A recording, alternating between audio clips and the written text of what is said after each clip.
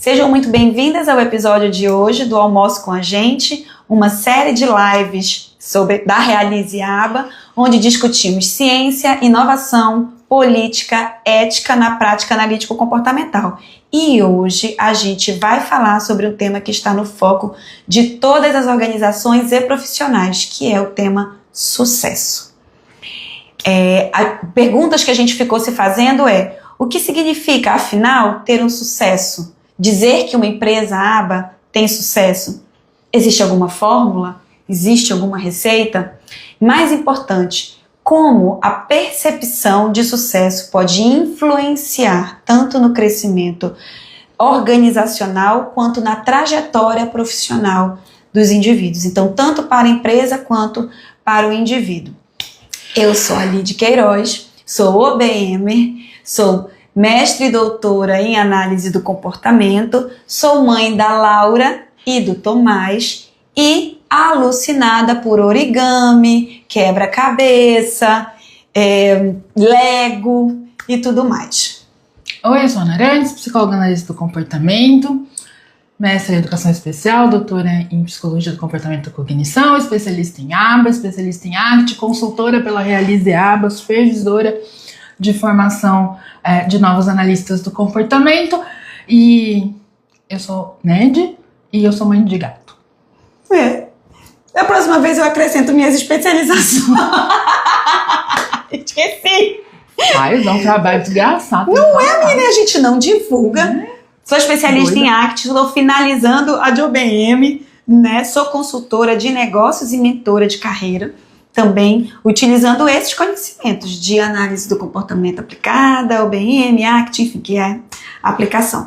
Bom, hoje nós vamos mergulhar nesse tema que é essencial para entender como as empresas podem definir e alcançar o sucesso. E o que isso significa em diferentes perspectivas. Muito bem. Acho que eu queria começar, Ana, lendo literalmente o comentário que a Helena escreveu pra gente, que foi assim, sensacional. O comentário que a Helena escreveu quando a gente disse pra ela qual que seria o tema da live dessa quinta-feira. E aí eu vou ler. Ouvi citarem Nelson Rodrigues ontem. No Brasil, o sucesso é uma ofensa pessoal. Inclusive, eu acho que a gente tem que ter isso como tema da nossa camisa. Também, como frase para nossa camisa. No Brasil, o sucesso é uma ofensa pessoal. Mas observo muito do que as pessoas, em geral, hoje em dia, têm uma percepção de sucesso bem deturpada. E como elas aspiram a alcançar esse sucesso. Os fins nunca justificaram tanto os meios. Será que isso também não se aplica para as empresas aba? Pergunta que a Helena fez. Todo mundo quer ser influencer, todo mundo quer divulgar algo. Então, hoje todo mundo divulga o jogo do tigrinho. E aí ela fechou com uma pergunta que foi assim, matadora. Será que as clínicas aba, que fazem tudo errado, mas que estão por cima, não são o jogo do tigrinho da análise do comportamento? E essa reflexão, assim, bateu legal, porque, assim, Ana, tu pode dizer da tua experiência, mas eu recebo gente o tempo inteiro conversando comigo, tanto pelo Instagram, quanto batendo papo nos eventos que a gente vai, quanto nas consultorias, que falando sobre, Lídia, mas não é possível que aquela empresa está indo que aquela pessoa é tão antiética, que as práticas lá são tão predatórias, porque eles estão abrindo outras unidades, eles estão crescendo, eles estão evoluindo. E aí esse paralelo a gente faz, Ana, com o jogo do tigrinho, porque se você for olhar os influencers que divulgam nos seus stories o jogo do tigrinho, são pessoas que continuam crescendo, que estão cada vez mais, que mostram, inclusive, ao longo dos seus outros stories, valores que são conflitantes com o que a gente esperaria que fossem os valores de pessoas que divulgam jogos como o jogo do tigrinho. Então, eu vejo que as pessoas sofrem muito em relação a isso, né? Eu acho que a gente tem uma... Nossa Senhora, é tanto buraco pra entrar. Eu acho que uma coisa é a gente relatar, elaborar verbalmente valores. Outra coisa é a gente operacionalizar comportamentos em direção a esses valores. Então, a gente aprende a falar em contextos e circunstâncias muito diferentes daqueles em que a gente aprende a fazer. Sim. Então, são repertórios que não necessariamente precisam ser dependentes uns dos outros. Lembra daquele monte de pesquisa? Teve uma época que era all the rage. Eu tenho um artigo, inclusive, publicado com o Will e a Jesus sobre segmento de regras, que era justamente uma replicação de algum artigo do pessoal lá do Pará, que era justamente essa ideia de... Do Pará. O FPA. Da coerência entre o fazer e dizer, e dizer e fazer. Então, fazer e dizer é o quanto você consegue relatar fielmente aquilo que você fez. É um tato. Coerência entre dizer e fazer é o quanto o seu comportamento verbal consegue controlar o seu comportamento. É um mando. Vocês entenderam?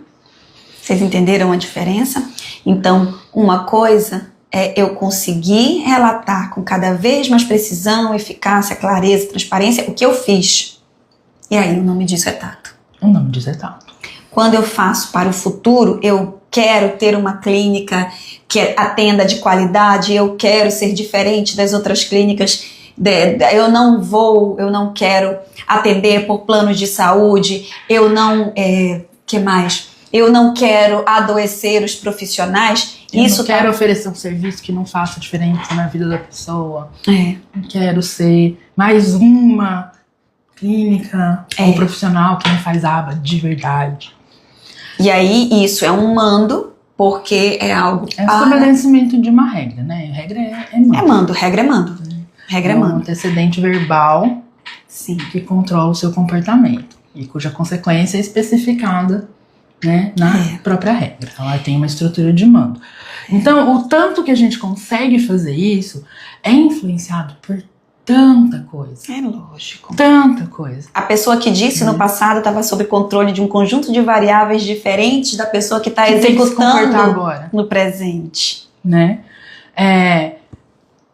Precisa, de novo, né? Eu estava lendo ontem um artigo do Reis sobre, né, por que a gente tem que voltar a ser analista, por que a ACT tem que voltar à sua raiz, por que a análise de comportamento tem que voltar à sua raiz, que é a coisa do idiosincrático, idiopatia, que a verdade é o contexto daquele momento para aquele indivíduo, certo? Então, lá, não é que você contou mentira ou que alguma dessas pessoas contou mentira quando disse, não, eu quero fazer isso. Ou está contando mentira, até um certo ponto, quando diz, estou fazendo isso. É que, né, essa pessoa tá inflexível. Ela não tá tomando contato com a realidade. Né? Então, é preciso ser flexível para dizer, aquilo que eu disse que eu ia fazer lá, mudou porque temos outras condições agora e agora eu vou fazer outra coisa. Ou vou mudar aqui ou ali. O problema é que a pessoa continua no presente dizendo que o que está acontecendo no presente era o que ela disse no passado. A sensibilidade a contingências que acontece quando a pessoa só fica sob controle da regra que está na cabeça dela. Uma coisa que eu gosto de fazer para organizar o meu pensamento é buscar no dicionário a definição das palavras. Mesmo que às vezes eu consiga... Não, inclusive por causa disso, eu consigo reescrevê-las dentro do modelo analítico comportamental. E aí eu fui perguntar para 2 grandes dicionários, eu não sei como é que fala, nenhum dos dois, amiga. Ruais e Michaelis. Ruais e Michaelis. E aí, para o Ruais, o sucesso é o resultado feliz, bom êxito e que de você conseguir fazer um planejamento detalhado daquilo que você quer. Do Michaelis é o resultado positivo, fruto de uma ação. Novamente, bom êxito. E é interessante porque na hora que eu li, a primeira coisa que eu pensei mas isso não responde o que eu queria que ele respondesse, né? Ele não diz o que eu quero que ele diga. Mas por quê? Evoepa e Skinner, porque o dicionário é só um monte de palavra que tá na mesma classe que a outra uma palavra que ela quer definir. Eu ainda faço mais, assim, minha cabeça ela foi fazendo o quê, Ana? Ela disse assim, é isso mesmo, é o resultado positivo fruto de uma ação. A questão é que o que é positivo para você é diferente do que eu compreendo como positivo. Então, se você, pegando um exemplo mais claro aqui, mais factível, se você está tendo um volume enorme de pacientes por operadora de saúde, recebendo R$90 a hora, ou até R$80, R$70 a hora, que é o que eu tenho visto. E para você ter sucesso é ter uma carteira grande de clientes, então você está tendo êxito. Um êxito, um resultado que você buscava alcançar e você chega nele. E aí, o que faz com que as ações e as consequências das ações sejam reforçadoras e esse comportamento permaneça? E aí existe uma coisa que a gente falava muito nas nossas primeiras lives e a gente foi deixando porque a gente vai mudando também de assunto, né? Mas que ela balança o café com a mão na Vocês sentiram aí a chacoalhada, povo? Nós vamos fazer essa ponta lá de pé. Eu gosto. Eu acho que o nosso TDAH gosta de ficar de pé, né? O meu, então, que é motor, eu fico... Na hora que chegar a sua stand desk, a gente põe as nossas duas stand desks. E aí a gente fica... Vamos evoluir. Lá no começo, a gente dizia que existem, pelo menos, que a gente divide o grupo das pessoas em dois. Os tipos de pessoas em dois. Uma vez eu estava assistindo um TED Talk que o cara dizia que existem dois tipos de gente no mundo. As que dividem as pessoas em grupo e as que não dividem.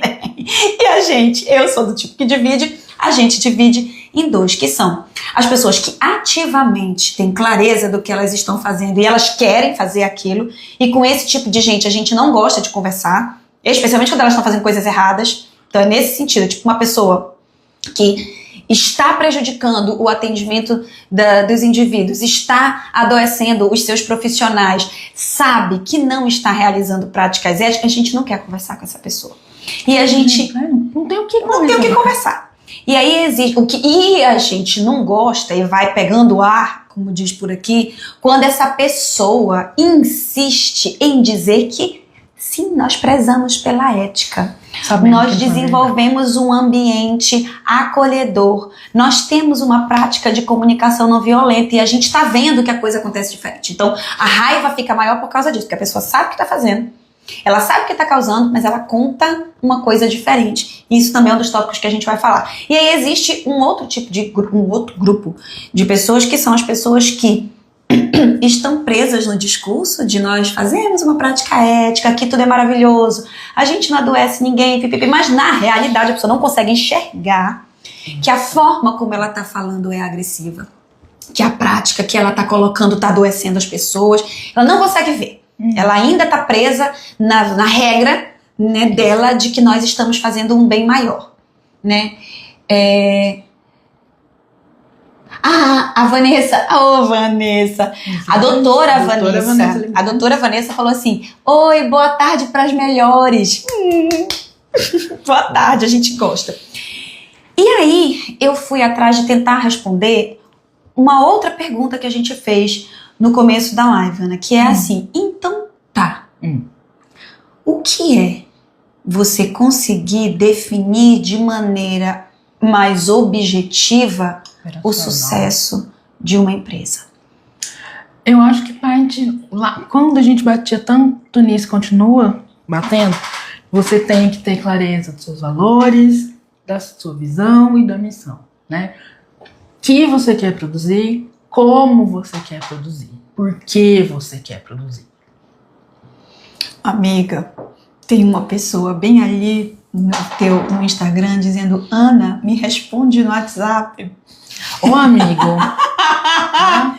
Levante a mão quem nunca foi pessoalmente prejudicado pela Ana não responder no WhatsApp. Eu vou olhar como é o nome da pessoa. Tainan.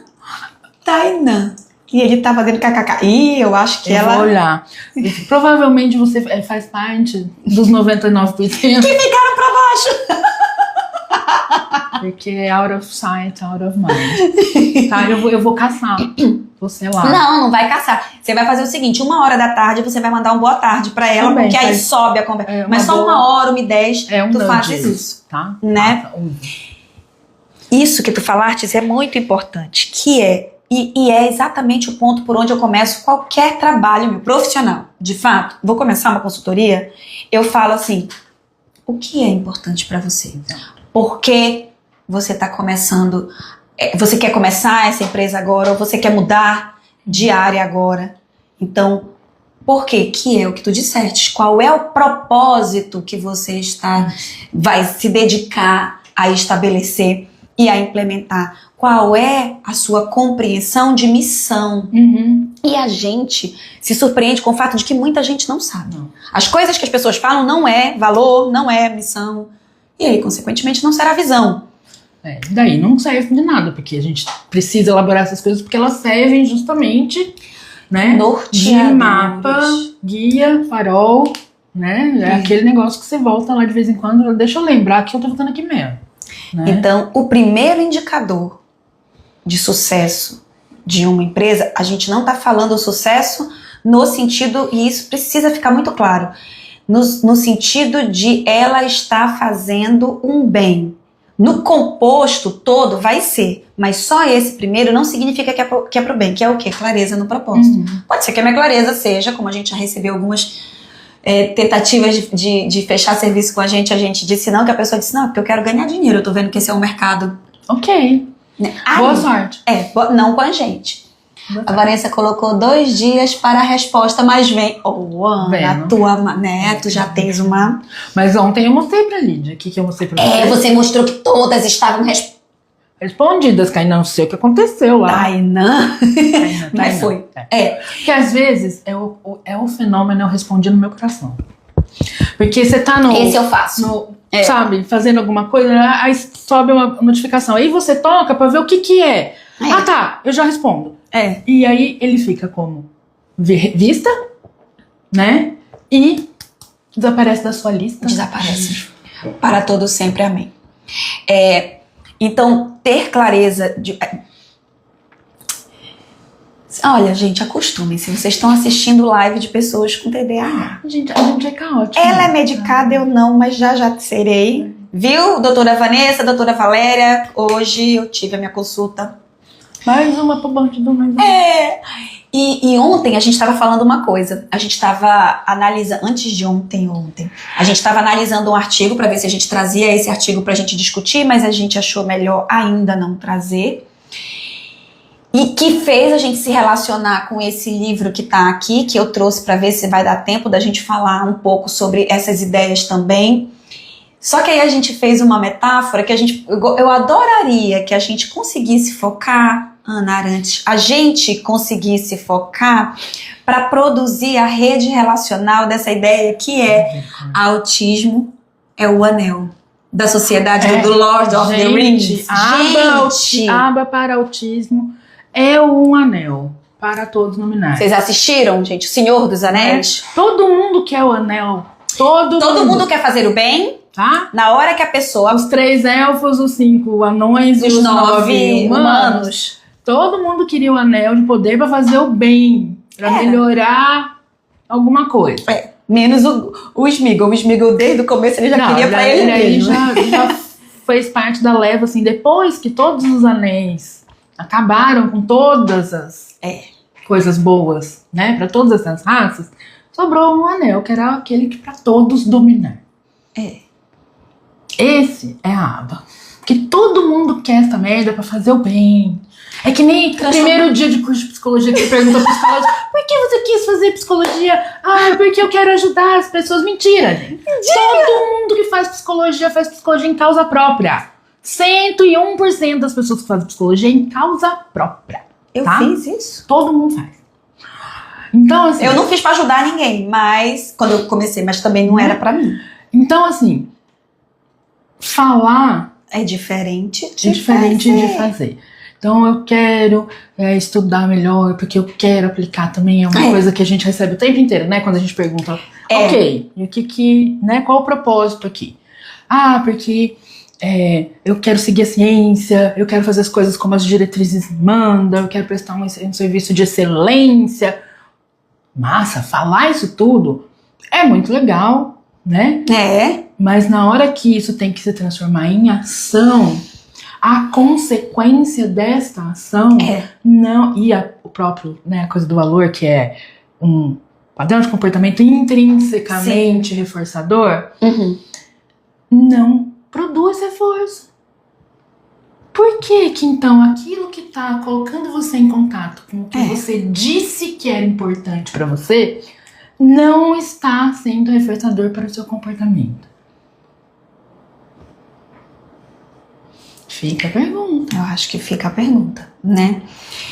Então, essa relação com o Senhor... Assistam, gente, de novo, Todas as Coisas, é ótimo. Inclusive a série é ótima também, que aí fala lá atrás, a Galadriel e tudo. Enfim. Eu ainda tenho outra metáfora. Qual? Outra analogia. Outra analogia. Sabe aquela coisa que todo mundo fala? Que assim, se a porra da águia tivesse pegado o Frodo, levado até a montanha, o Monte Doom, e jogado o anel lá dentro, o filme ia durar 5 minutos. Tá? Se você quer tanto fazer o bem, se você tivesse pego todo esse esforço da sua vida e tivesse falado, eu vou atender 5 crianças aqui no CAPS, você estava de fato fazendo bem. Mas aí o filme ia ter 5 minutos, onde está toda a glória, todo status, todo o sucesso das empresárias de aba. Vou já pesquisar o nome da série. Eu sei que o nome da trilogia é Senhor dos Anéis, mas Os Anéis do Poder, que é quando tá... Assistam. É o antes. Antes de existir Anel e durante. Prequel. Eu preciso ler a fala da Vanessa. O problema... Gente, peraí. O problema é o comportamento das famílias. Ah, sim. Sabe aquela coisa de eu sou um espírito evoluído, mas estou encarnado, quero evoluir, mas o vizinho não ajuda? Não sei se eu entendi, Vanessa, a analogia. Sim. Não sei se tu entendeu, amiga. Não é que você não tá fazendo aquilo que você disse que era importante pra você. É que as famílias não ajudam, as famílias não abraçam aquilo que você tá fazendo, as famílias não fazem o que você... No fim, ao cabo, assim, mas é que se todo mundo fizesse o que eu mandei fazer, tudo estaria lindo pra mim, né? E aí eu alcançaria essa iluminação, esse nirvana que é, né, seguir os valores que eu relatei. Então, a primeira coisa que a gente precisa entender é essa compreensão sobre o que é sucesso. Então, eu acho que isso é muito importante. E a gente faz isso, e isso pode ajudar até na nossa vida. Quando a gente fala assim, aquela fulana, aquela nossa prima é bem sucedida. A prima que passou no concurso. A prima que passou no concurso, né? Então, você olhar e avaliar e medir na sua cabeça, e muitas vezes para se diminuir ou para acelerar coisas, passar carroça na frente dos bois, você olha para a clínica do vizinho que está abrindo uma segunda unidade ou que está em ampliação ou que trouxe a pessoa internacional fulana de tal para oferecer não sei o que lá, e você toma isso como medida de sucesso, isso pode ser perigoso. E aí o que a gente está te dizendo aqui é que existe uma série, um conjunto de indicadores. O primeiro dele que a gente está há um tempão falando para vocês verem como isso não é uma coisa simples, é a clareza no propósito. A segunda coisa que não deveria ser questionado, e eu acho que eu afirmo, que a gente não teria 90% dos problemas que a gente tem hoje na nossa área é se fosse garantida a qualidade da oferta, do serviço ou do produto. Sim. A gente não tem. A gente tem, porém, não tem parâmetros, critérios e monitoramento. Quando a gente fala de métricas de desempenho, né, aonde estão essas métricas, qual é o parâmetro de desempenho que eu quero medir? Isso. E isso tem a ver com sucesso. O que você acha que é sucesso? Se o seu parâmetro de desempenho for o mesmo parâmetro de desempenho de uma startup, quer dizer que se você para, você morreu. Morreu. Né? Você parou, não importa que você é gigante. Você pode ser gigante. Se você parar de crescer, você faliu. Né? Esse é o parâmetro de startups, porque o objetivo das startups é a replicação contínua, né, replicação e ampliação da margem de lucro. Isso. Né? Mais gente pagando mais. Mais gente pagando mais, exatamente. Se você tiver como parâmetro, né, para sua medida, sua métrica de desempenho, a evolução do cliente, aí nós estamos falando de outra coisa. Entendeu? É por isso que quando as pessoas falam para mim, Lid, me passa aí os seus indicadores de desempenho, porque eu quero começar por eles. Eu falo, eu não construo. Não, a gente tem... Eu tenho uma lista de indicadores de sucesso da sua empresa, mas o que para você? Enquanto a gente não tem uma diretriz que diz todo mundo tem que ter pelo menos essa métrica, as outras você pode escolher, que é geralmente o que acontece. Normalmente é o que acontece. Então, é importante você garantir a qualidade na oferta do seu serviço. E aí, você começa a acontecer a primeira contradição real. Talvez você não tenha clareza no seu propósito, você diga que é uma coisa e é outra, pensando naquele segundo grupo de pessoas que são as pessoas que a gente quer ajudar. Mas começa a ter uma dissociação entre o que eu falo e o que eu faço quando eu digo que nós oferecemos. Nós sim somos clínica aba de verdade, tem um monte de picareta na cidade, abriu um monte de clínica que não presta, a minha clínica presta. Só preciso organizar algumas coisas, mas a minha clínica presta. E se você for avaliar a qualidade da oferta desse serviço dentro das diretrizes analítico-comportamentais, será que passa? Não. Se a gente for usar, por exemplo, checklist de integridade de procedimentos. Pois é. Se eu entrar na sala de todas as suas aplicadoras durante 20 minutos de atendimento de todos os seus clientes, qual é a porcentagem de fidedignidade que eu vou encontrar? Isso é um parâmetro da competência da aplicação.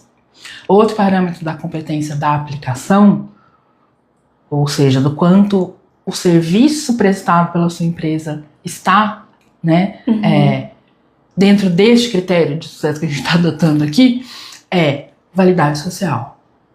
Se eu consistentemente fizer uma avaliação da validade social das intervenções com todos os seus clientes e familiares e pessoas de interesse, então equipe escolar, equipe médica, equipe interventiva, de terapias de apoio, eu vou obter uma validade social alta e constante ou em constante crescimento? Muito importante. E isso está absolutamente relacionado com o segundo ponto que as pessoas falam muito e que querem ter como indicador de sucesso, de desempenho do negócio, né, de desempenho das pessoas. A gente está falando do desempenho da organização. É a satisfação do cliente. Validade social não é satisfação do cliente. A gente precisa entender a diferença de uma coisa e outra. Exato. Né? Se você pergunta para uma mãe em burnout, exausta, o que ela acha da intervenção de 20 horas por semana do filho dela, ela fala, eu acho ótimo, eu tô super satisfeita. Como é que aumenta a carga horária? Tô tentando aumentar a carga horária. Pra ele ter, inclusive na escola, que é pra eu ter a paz de espírito de deixar ele na escola de manhã, sabendo que não vão maltratar ele lá. Isso é satisfação, ela tá satisfeitíssima, tá retirando um monte de aversivo do ambiente dela.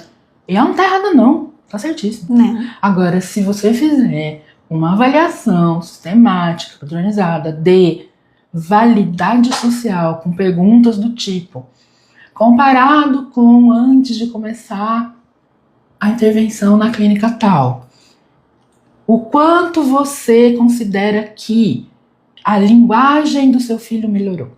E aí tem uma escala lá de 5 pontos. Isso é medida de qualidade. Isso é medida de qualidade da oferta. E não pode ser confundido com satisfação do cliente, ainda que você precise estar atenta ao que satisfaz aquele indivíduo que paga pelo seu serviço, porque você precisa saber, a gente volta para por clareza de propósito o tempo inteiro. Porque você precisa saber se o que satisfaz ele é o que você tem para oferecer. Pegando exatamente esse exemplo que a Ana deu. A mãe lá em quadro de esgotamento mental, físico e todas as outras coisas, que está satisfeitíssima com 20 horas, querendo aumentar mais, ela está satisfeita e ela quer mais. Você quer satisfazê-la mais e aí você fica com medo de frustrá-la. Porque, veja, começa a entrar aí na tal da análise lá, piquenique. Eu não quero perder uma cliente de 20 horas e ainda tem a possibilidade de eu aumentar para mais horas. Então ainda vai entrar mais faturamento e dinheiro na minha empresa. E querendo ou não, eu tô fazendo bem, a gente não trata o filho dela mal. Então, é essa coisa dos parâmetros. Lê, amiga. Não, é um depoimento do tio Marcelo Psi. Estamos no processo aqui. Acabamos de montar uma clínica e estamos tendo essa dificuldade de organizar o sistema, organizar a equipe e andar na ética da aba. A gente só leva pedrada. Tô aqui, tio Marcelo, para te ajudar a não fazer isso. Porque se você tá levando pedrada, certamente vocês já estão fazendo coisas erradas. Eu não tenho a menor dúvida de que nessa tentativa e já está levando pedrada, se vocês ainda estão acabamos de montar uma clínica. Vamos rever esses propósitos. Vamos rever várias coisas. Em que mar você tá nadando aí. Em que mar, exato. Se é no mar vermelho, no mar azul. Porque não adianta você querer oferecer picolé na Antártida. Por mais que o seu picolé seja o melhor do mundo. Exato. Você vai ter a sensação de fracasso de estar levando pedrada o tempo inteiro. Né? Então é isso. Então o que a gente cansa de falar dando nome aos bois? O que a gente tá aqui falando faz quantos meses? Se você, de fato, está fazendo um serviço de qualidade, eficiente, transparente, está sendo leal com o seu cliente, verdadeira no que você oferece, dando escolhas educadas, informadas, ou seja, você diz quais são as opções e quais são as consequências de escolher cada uma das opções, o que você ganha e o que você pede, e assim o cliente tem, de fato, oportunidade de escolha. Se você está fazendo todas essas coisas e oferecendo o seu serviço, mais de 30% da sua carteira é para plano de saúde, você vai falir. 2, você vai ter essa sensação do tio Marcelo de estar levando pedrada. E é interessante, Marcelo, você ter colocado aqui seu depoimento, porque, olha só, mostra, me parece ser, não te conheço, tio Marcelo Psi, mas você vem aqui, né? Eu gosto de tio Marcelo, não conseguimos ver. Não dá. Eu não sei se você ainda tá aí, diga oi. Que é assim, me parece ser do segundo grupo de pessoas, que é o quê? A gente tá no processo, acabamos de montar, estamos assistindo uma live com 2 doutoras na área, especialista, olha Marcelo, especialista de negócios nessa área, Ana e eu. Estamos tendo essa dificuldade, ou seja, as coisas que a gente está apontando, organizar, sistematizar, andar na ética. E a gente assistiu, olha, tio Marcelo, assina nosso canal lá do YouTube, as 2 últimas lives a gente falou sobre ética, especificamente. Claro, a gente juntou com inteligência artificial, obviamente tem mais das lives para trás, todas a gente está falando sobre ética e a gente vai continuar falando. Então, isso que ele está dizendo também remete a um outro indicador de sucesso de uma organização, que é a eficiência operacional. E uma coisa, gente, está relacionada à outra. Porque eu não sei se tu percebe, claro que tu percebe. Eu não sei se... eu pergunto, eu mesmo respondo. Que é assim, Ana, tá tudo interrelacionado. A gente só tá dividindo didaticamente. Isso tudo é uma rede. Mas é uma rede. Você mexeu numa coisinha aqui, todas as outras coisas. É um sistema, né? É um sistema, perfeito. Então, a ideia de sistema em ciência. Que se você modifica um ponto do sistema, todo o sistema, de alguma forma, vai sofrer o efeito dessa modificação. Entendi. Então é isso. Sabe a teia de aranha? Se você puser a patinha em um fiozinho, toda a teia vai ter consequência. Pois é. Então, buscar ou trabalhar pela eficiência operacional está relacionado com a qualidade do serviço, deverá estar relacionado com a satisfação do cliente, porque eticamente, o que eu tenho que pensar a respeito do exemplo que a Ana deu da cliente que tem 20 horas, que o filho tem 20 horas de intervenção com você e que ela quer aumentar ainda mais esse número de horas. Você tem que saber se não estiver alinhado com o seu propósito, você não vai... você deve conversar com essa cliente, explicar ver se vocês se alinham. Que você oferece e por que você oferece esse serviço. E não adianta também você manter a qualidade padrão ouro se você está aumentando o número de horas desnecessariamente. Mas isso é o senhor da qualidade padrão ouro, porque não existe. Padrão ouro é você dar o atendimento e a intervenção que aquela pessoa precisa naquele momento, porque para gerar o máximo possível, né, de possibilidade de autonomia e qualidade de vida, aumento de qualidade de vida. Isso. Né? Então, outro exemplo também clássico disso eu tô muito insatisfeita com a sua clínica porque, sabe, você não tem TO, fono, integração sensocial, psicomotricidade relacional, psicopedagogia relacional, psicopedagogia pedagógica, nutrição, nutrólogo, nutricionista, educador físico, ecoterapia, hidroterapia, 3 tipos de médico. Por quê? Eu tenho que levar minha criança para outro lugar? Não é? Isso é muito incômodo. Né? É muito inconveniente. Mas tá fazendo diferença a abinha do seu filho? Tá sim. Olha a diferença entre validade social e satisfação do cliente. E muitas vezes a gente se guia as nossas decisões pela satisfação do cliente e não pela validade social e começa a colocar fono na nossa clínica ou TO ou qualquer outro profissional de uma área que a gente não tem conhecimento, não sabe como monitorar, não tem como garantir a qualidade porque a gente não sabe o que está sendo feito, não sei selecionar, não sei. Mas eu boto porque eu quero satisfazer aquela pessoa, porque eu não sei dizer não, porque eu pensei que, já que tem tanta gente pedindo, então de repente... Ou porque o plano exige? Ou, tava até nem querendo falar de plano hoje, mas não tem jeito. Não tem jeito, né, gente? Esse é o contexto que está mais pressionando para essas coisas acontecerem. E aí, isso entra, então, num outro ponto que tem sido a menina dos nossos olhos. Vamos de novo, nós somos as primeiras a estarmos falando disso. Por que é importante? Porque uma característica do nosso perfil que faz a gente estar juntas em sociedade é o quanto que a gente pensa fora da caixinha. O quanto que a gente consegue olhar para as coisas e encontrar outros caminhos, né? Não só porque a gente gosta disso, como também a gente se incomoda com aquela coisa feita todo tempo do mesmo jeito. Então, esse outro indicador, ele é fundamental, que é a inovação. Sim. Então, Lídia e Ana estão falando que é importante inovar. Também não é a primeira vez, somos as primeiras a estarmos falando, mas eu já trouxe aqui para vocês a estratégia do Oceano Azul, a estratégia da construção de um modelo de negócios. E inovar não é eu trazer um robô para dentro da minha empresa, não é eu pegar o Elon Musk, botar dentro do meu, botar o foguete. Livre, eu queria que ele fosse para Marte só de ida.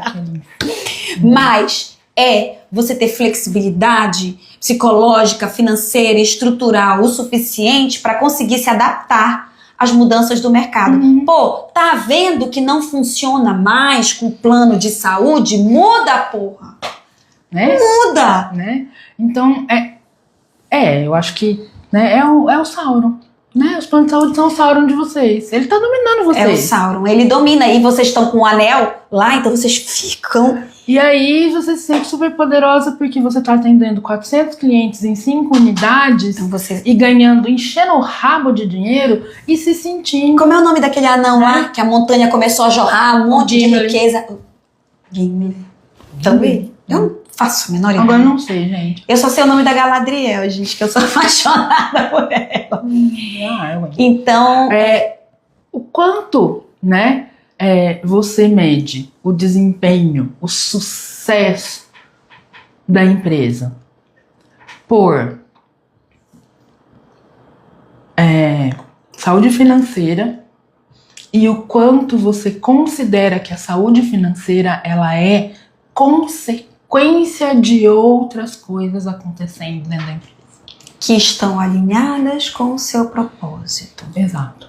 Ela é necessária, né? Tem aquele textozinho que a gente adora, a responsabilidade financeira é responsabilidade ética. Exato. Né? Porque justamente porque você tá devendo as calças que você aceita qualquer coisa. Isso. Né? Isso. Ah, mas não custa nada eu contratar aquela fonozinho ali que tá ali na esquina, né? Porque se bem precisa quiser, não ontem. faz, e daí eu, pelo menos, vou ter dinheiro para pagar os funcionários. Então, saúde financeira é um indicador de sucesso de uma empresa. Saúde financeira. E a gente não faz isso correndo atrás de tampar os nossos buracos. A gente vai crescendo conforme. Sim. A gente não vai acelerando as coisas. Então, a gente vai crescendo conforme a gente dá conta. Eu adoraria 1000 coisas de consumo. Eu consigo? Não. Aí eu vou comprar, colocar no cartão parcelado e não conseguir? Não posso. Ainda mais, não na vida pessoal, Ana, a gente consegue lidar com esse tipo de sofrimento, mas na vida de uma empresa, saúde financeira é fundamental. Então, a inovação tá aí, e a inovação para mim tá absolutamente colado com flexibilidade psicológica. Sim. É o quanto você consegue estar atento e mudar, né? E estar aberto a mudar o seu comportamento para, quem sabe, produzir mais, né? Estar mais em contato com os seus valores. Isso. E voltando de novo lá na nossa raiz, hoje eu tô behaviorista roots esses tempos. Tô. Também o tio Skinner e Roé falavam isso o tempo inteiro, né? A nossa prática, ela é experimental. Nossa. Né? A gente faz experimentações, olha para os dados e fala, massa, isso aqui tá dando certo. De acordo com os critérios que a gente botou para isso dar certo. Então, vamos continuar. Então, fazer projeto piloto, né? Ter registro de dados, métricas, avaliações e ir monitorando isso. Aumentar essa prática de maneira gradual e monitorada, porque às vezes uma coisa que funciona num pilotinho não funciona quando você aumenta, né? Então tudo isso precisa acontecer, gente. Não é assim, uau, eu descobri um negócio massa, amanhã cedo eu vou botar todas as minhas crianças em grupos de habilidades sociais. Cara, vocês precisam aprender a implementar o conceito de MVP. Que é exatamente isso que a Ana falou, que o Skinner falou. Mas eu gosto de trazer, às vezes, termos da administração, do marketing, porque são as coisas que vocês vão pesquisar por aí quando vocês quiserem se tornar melhores administradores dos negócios de vocês. Mas é isso. Vocês precisam aprender o que é mínimo produto viável. Eu faço aqui, eu testo, analiso, observo, descarto ou refino, melhoro. E aí implemento em larga escala ou não. Então isso é muito importante. Isso tem a ver com saúde financeira, isso tem a ver com clareza de propósitos, tem a ver com qualidade no atendimento. E aí vou voltar pro meu disco furado. Sabe onde a gente aprende a fazer isso? Quando a gente aprende a fazer pesquisa. Tá? Porque a gente tem que saber fazer um projeto que tem um objetivo dentro de uma pergunta que eu quero responder.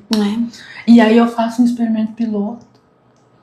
E aí eu faço uma série de experimentos. Implementando variáveis. De cada vez. Linha de base múltipla. Reverte. Delineamento de reversão. Tudo isso olhando para o dado, tomando a decisão conforme o dado me aponta ir para cá ou para lá. Mudar aqui ou mudar ali. Né? A Carol colocou aqui no teu perfil, dizendo que o que ela vê é que hoje existem muitas clínicas que já abrem querendo ser grandes. É o anel que o Sauron lá fez pra gente. Então, eu coloco e eu já quero ter muitas unidades, eu já quero mudar de carro, eu já quero 1000 coisas. Você lembra daquele nosso cliente que chegou dizendo que o objetivo dele era atender 400 crianças? E ele já passou disso e muito. Passou muito. Passou muito de 400 crianças. Eu também passaria se eu não pagasse ninguém. E ele abre unidade em todo canto. quando foi que a gente encerrou o contrato e por que foi? Porque o que a gente considerava sucesso e a métrica que a gente estava usando, que era desempenho da equipe e objetivo cumprido na intervenção da criança, não era a métrica que a empresa estava usando. A empresa estava usando satisfação do cliente. E nem que queria fazer, né? Não, ela nem satisfação do cliente. Não, e o erro foi nosso, porque ele nunca disse que não era isso. Não, a gente que foi besta. Foi o único homem. Parou aí. Como que monitora os processos das empresas? Vem comigo, Carol. Tu vai começar comigo, Carol. Vem comigo, vou te mostrar. Tem um monte de gente. Porque não é fácil. Eu não consigo te responder assim, pá. É um sistema de monitoramento e a gente precisa ver por onde que começa. Qual que serve? Como que cuida da qualidade da equipe? Cuidado com os terapeutas. Tudo isso a gente vai conversar. Porque assim, não é que eu não estou querendo responder aqui ao vivo, é porque assim, gente, cuidar das pessoas, cuidar da saúde financeira. Foi um comentário. Mulher, bota lá assim, tô comentando. Enfim, a gente achou que era uma pergunta mesmo. Foi marcador de ironia, tá, gente? Porque a gente é neurodivergente. Ai, Deus, pois é. Então, é exatamente isso. Como é que monitora? Como é que faz isso crescendo? Desenfreadamente. Você quer ver uma semana na vida da Realize em que isso aqui parece um velório? É quando aquela cliente do seu coração, com a qual você está fazendo um plano para um crescimento planejado, no dia seguinte chega e fala: gente, vocês não sabem que maravilhoso, a gente fechou um contrato para atender 160 crianças. Meu Deus, a gente fica botando pra morrer, gente, a minha vontade é chorar. Marcelo, fala comigo, manda um direct, pode ser no da Realize ou pode ser no meu. Meu perfil, ele não entra em live, mas é o doutora Elidiane Queiroz. Que entra no meu. Mas tá, no da Realize tem sempre junto. Tá sempre junto as postagens. Pois é, me procura lá que a gente vai conversar.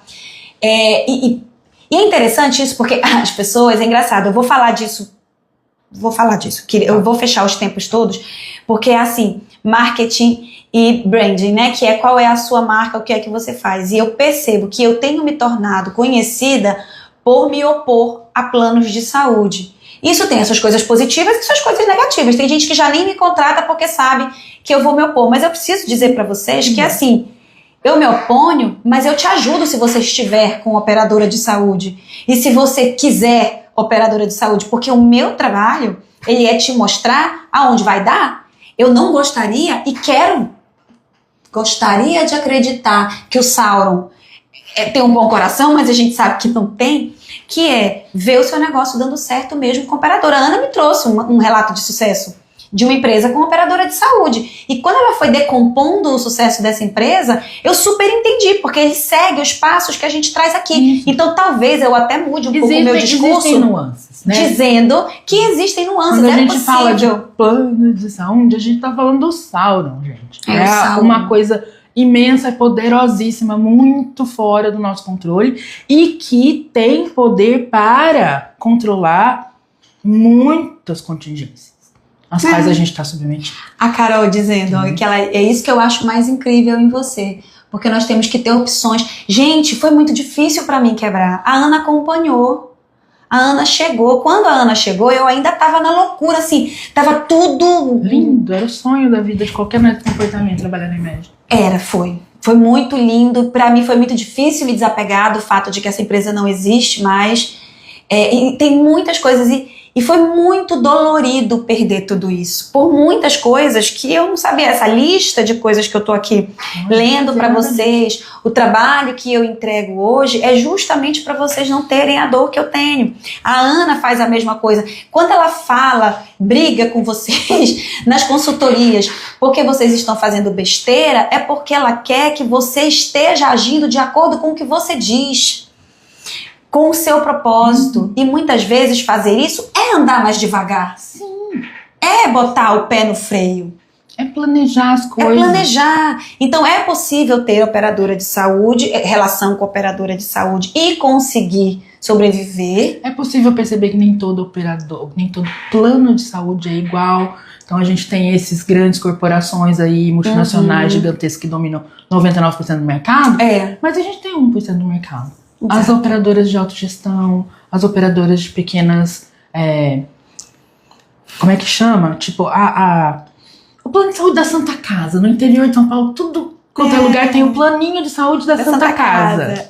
Sabe assim? Por quê? Porque ali... São autorreguladores. São autorregulados, ou seja, o dono é a pessoa, né? O dono não, a cooperativa, porque geralmente é uma cooperativa, são as pessoas que recebem os serviços.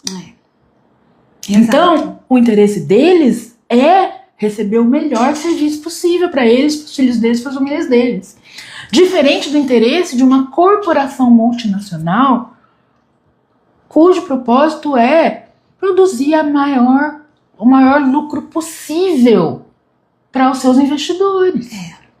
E aí eu vou falar dos últimos pontos antes da gente fechar aqui. Então, tem que ter uma cultura organizacional forte. Isso é difícil para um caramba. E se não começa do começo, a cultura se estabelece por conta própria. E mudar a cultura é o procedimento mais difícil que existe. Eu sempre falo. Ele é difícil, doloroso e com uma baixa probabilidade de funcionar. Tá vendo? Então, muitas vezes eu falo, gente, vamos demitir, vamos contratar outro grupo. Às vezes é melhor vamos tirar e vamos começar. Tem jeito, mas você vai gastar tanto dinheiro. Vai sofrer então, tanto no caminho.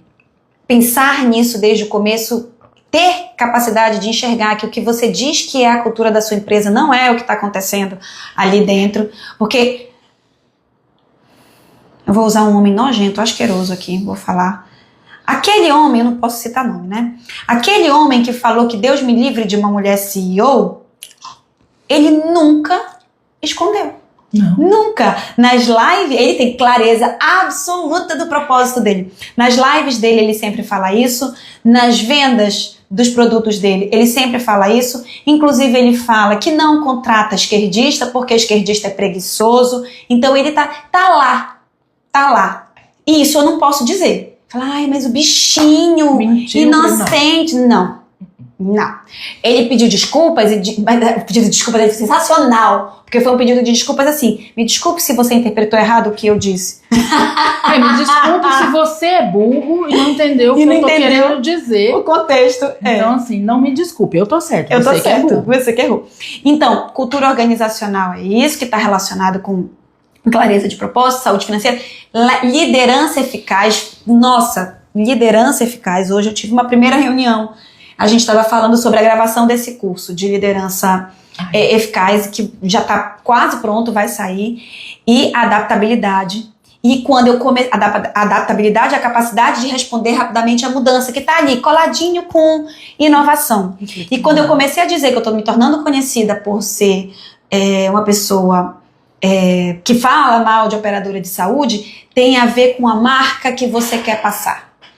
Então, se você encontrar comigo pessoalmente, se você encontrar comigo aqui, se você fechar consultoria comigo, eu não vou estar falando bem de operadora de saúde. Eu tô com uma cliente aqui, eu ainda nem respondi ela, mas eu vou ler para vocês a mensagem dela. Peraí, rapidinho. Eu vou ler e vou terminar.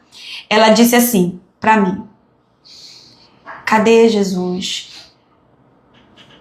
Não.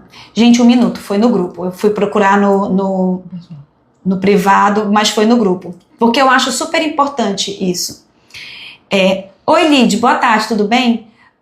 Passando para te dizer que eu estou num momento de desespero, cogitando me credenciar em convênios. Já sei a sua opinião. Olha, isso é branding. Eu tô te procurando porque você tem essa opinião. Isso é branding.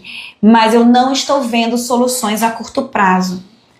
Minha resposta: então vamos construir como você pode se credenciar sem se tornar refém. Então vocês entendem? Eu falo mal por isso. E aí ela me perguntou e eu não respondi, vou te responder, meu bem. Você conhece clínicas que conseguiram isso? Sim, a gente conhece. Então acho que a gente encerra hoje a nossa live falando da medida de sucesso, e é disso, né? Da medida de sucesso de uma empresa, que é: pare de olhar para o fato de que essa pessoa está abrindo clínicas e tem um Instagram com 200 mil seguidores e faz vídeos mega elaborados, e comece a olhar para esses pontos que a gente apresentou para vocês hoje.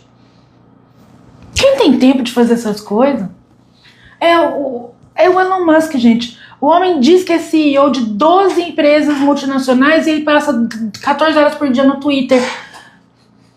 É isso. Sabe assim? A pessoa que passa o dia gravando vídeo Meu Twitter nem voltou. pra internet, graças a Deus, ela tá gerindo a empresa dela. É. Que horas? É. O que também é muita medida da priorização, né? Do que é importante de fato pra ela. Gente, muito obrigada pela participação de vocês hoje. Foi sensacional. Na próxima live, a gente vai falar um pouco, a gente vai relacionar definitivamente, porque a gente precisava fazer esse contexto, mas a gente vai relacionar com a frase da Helena sobre: no Brasil, o sucesso é uma ofensa pessoal. Helena, inclusive, você já pode fazer essa como chamada da próxima live, porque aí a gente vai falar das implicações de você ser o jogo do tigrinho da análise do comportamento e como que você pode cuidar para não ser o jogo do tigrinho da análise do comportamento. Dá até para botar lá a imagem do jogo, Helena, se puder. Eu não sei nem que é isso, preciso descobrir. Eu sei que é aquela coisa que os influencers ficam fazendo propaganda, mas gente, ainda não... ó, pra quem pode continuar, acabou a live, tá? Cortou, agora eu vou falar, é uma fofoca, então é quem quiser ficar. Fofoca não, é um comentário fora das coisas. Que é assim: o Ceará, o Brasil, o Ceará é o que tem menos. O Ceará, gente, o Ceará é incrível. Venham morar aqui, é maravilhoso. O Brasil está absolutamente endividado com as bets. O Bolsa Família está sendo uma fonte de... O Pará lidera o ranking. Eu sou do Pará. O Pará lidera o ranking. Analogias com o Senhor dos Anéis e Jogo do Tigrinho, amor. É isso, vim pra cá experimentar um momento caótico dentro da nossa cabeça. Bem pro nosso caos. Mas você viu que a coisa das bets eu vi no jornal, não guardei direito. A gente precisa levantar essas coisas de novo, esses dados de novo. Mas é uma coisa assim: mais de 50% da população economicamente ativa está endividada neste momento. Por causa das bets? Não, endividada. Não, endividada, ponto. Dentro desse endividamento, você tem o número 1, que é cartão de crédito, porque os juros né? E o número 2 é bets. Que a pessoa... E número 2, diretamente, e a gente acha que provavelmente a boa parte aquele povo, acha que boa parte da dívida do cartão de crédito é porque tá usando o cartão de crédito para pagar bet. Né? Eu tô pesquisando aqui as matérias das bets na economia. E aí a gente lembra, né?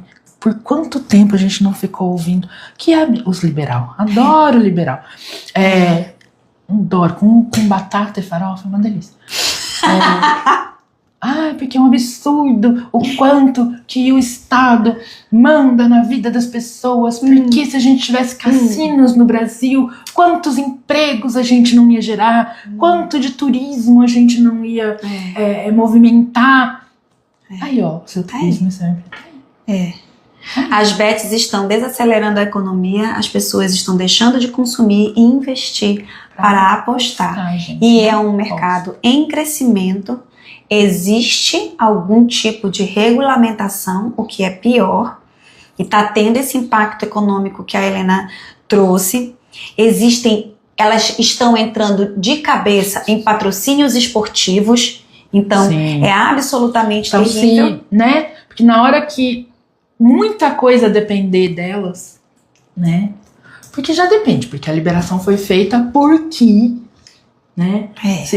Segundo, né, o Haddad, a gente tem que tirar não sei quantos bilhões de algum lugar, ou né, de imposto, e no Brasil, como a gente não tem uma reforma né, de imposto decente, previdenciário que chama?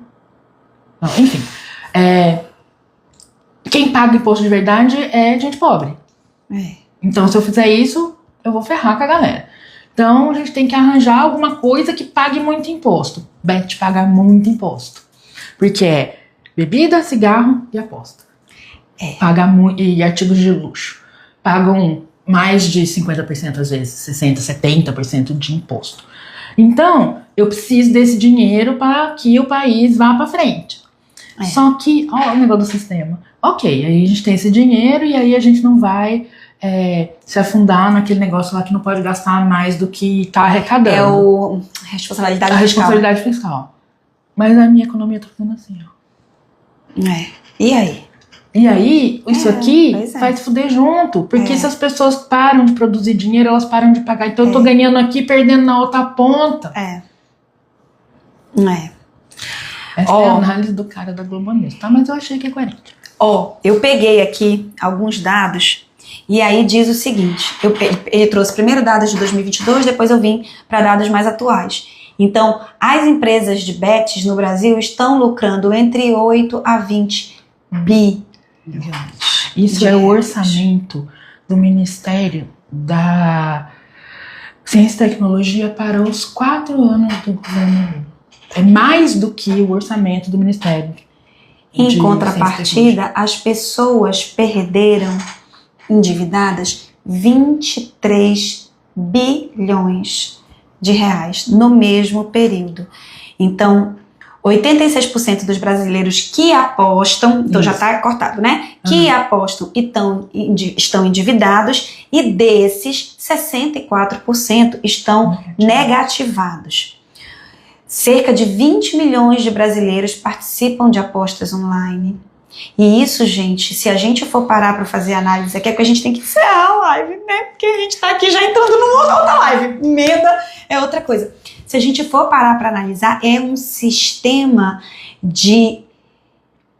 É como se grudasse na sua cabeça. Ah, sim, são esquemas de reforçamento combinados, né? Que produzem que produz o que a gente chama de compulsão. De compulsão. Né? Porque você precisa emitir o comportamento Só que isso é estudado, com uma frequência gigante. E isso quer dizer que você está deixando de emitir outros comportamentos, porque aquele ali... Porque o reforço vai vir só se você fizer isso. Então tem os efeitos psicológicos e sociais. Gente, se você for buscar, porque eu não vou buscar aqui agora... dados de pessoas que se suicidaram. E aí a família teve que se ver com uma... Já tinha a mãe que tinha uma casa própria, a filha se suicidou e a mãe já não tá mais com aquela casa porque a escritura da casa foi colocada como coisa. Então, o perfil dos apostadores são 25 milhões de pessoas. Tem 3,5 milhões de apostadores por mês. Qual que é a classe? Média e baixa. O que pode agravar. Gente rica não aposta, né, minha gente? E se aposta, tem dinheiro pra jogar fora. Aposta, né? Tem o Drake. O Drake, ele aposta assim 1 milhão. Mas ele tem esse dinheiro sobrando pra fazer isso. Então, assim, nem sei por que a gente começou a falar de bet. Mas é isso, né?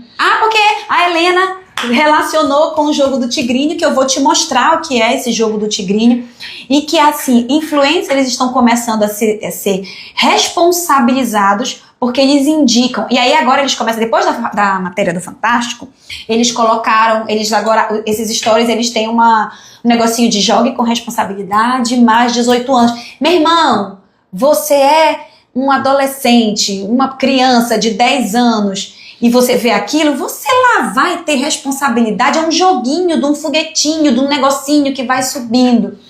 A Milena, impressionante. Vocês conseguem fazer uma análise de dar inveja ao ICL. Será que é ICL? Não sei o que. Não sei o que é. E o que é isso? Milena. É porque tem o fato que a gente segue e tá vendo de longe. A gente, e também assim...